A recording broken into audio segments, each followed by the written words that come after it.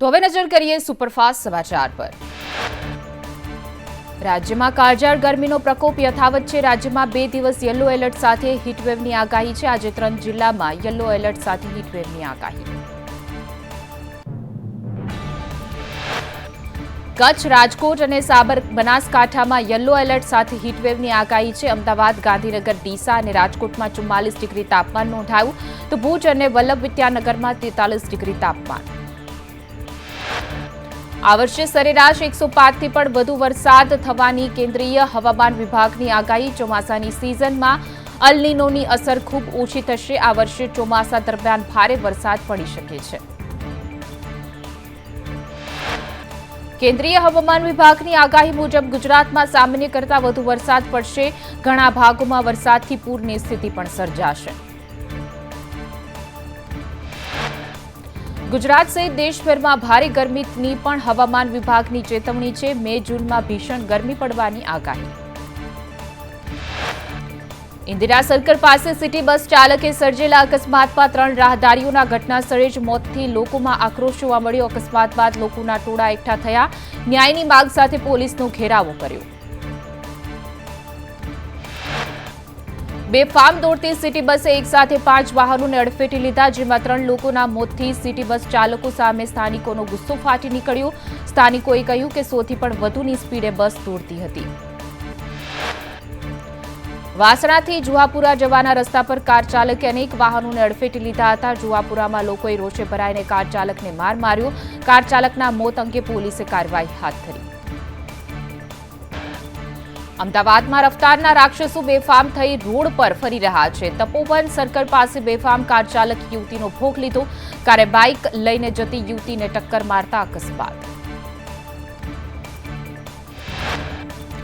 મોહિત ગુપ્તા નામના યુવકે સર્જેલા અકસ્માતમાં યુવતીનું ઘટના સ્થળે જ મોત થયું છે। અકસ્માતમાં 25 વર્ષીય હિના પંચાલનું મોત થયું છે। મૃતકના પિતાએ આરોપીને કડક સજાની માંગ કરી છે। અમારા ઘરનો ચિરાગ બુઝાયો છે।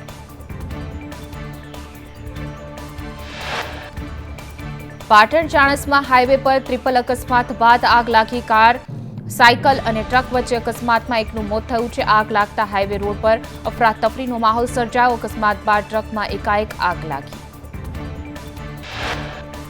સુરતમાં છેડતીના ત્રાસથી ધોરણ 10ની વિદ્યાર્થિનીનો આપઘાતનો પ્રયાસ કર્યો હતો। પડોશમાં રહેતો રિક્ષા ચાલક ભાવેશ સાથાણીયા વિદ્યાર્થિનીને વિકૃત હરકત કરી હેરાન કરતો હતો। પોલીસે છેડતીખોર ભાવેશની ધરપકડ કરી છે।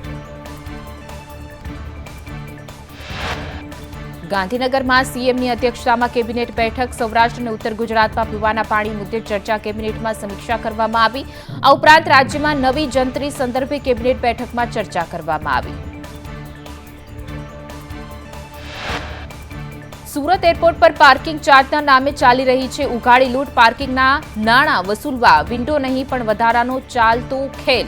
3 મિનિટના એરપોર્ટ પર ₹30થી લઈને 150 સુધીનો ચાર્જ વસૂલાય છે। એરપોર્ટ પર પાર્કિંગ ચાર્જને લઈ લોકોમાં ભારે રોષ છે। 2 વિન્ડો પર રસીદ માટે લાંબી લાઈન લાગે છે। પિકઅપ અને ડ્રોપ માટે 10 મિનિટ જ ફ્રી આપવાને પગલે કોન્ટ્રાક્ટર અને વાહન ચાલક વચ્ચે માથાકૂટ।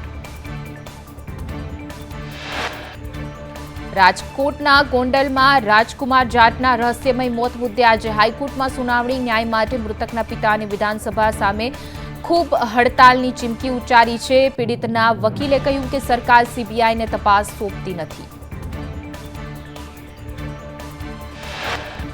તાપીના ઉકાઈમાં ખ્રિસ્ત ધર્મના પ્રચાર અને સ્થાનિકો વચ્ચે બોલાચાલીનો વિડીયો વાયરલ થયો છે। પાથરડા કોલોનીના લોકોએ વિરોધ કરતા કહ્યું કે અમારા વિસ્તારમાં ખ્રિસ્ત ધર્મનો પ્રચાર ન કરો।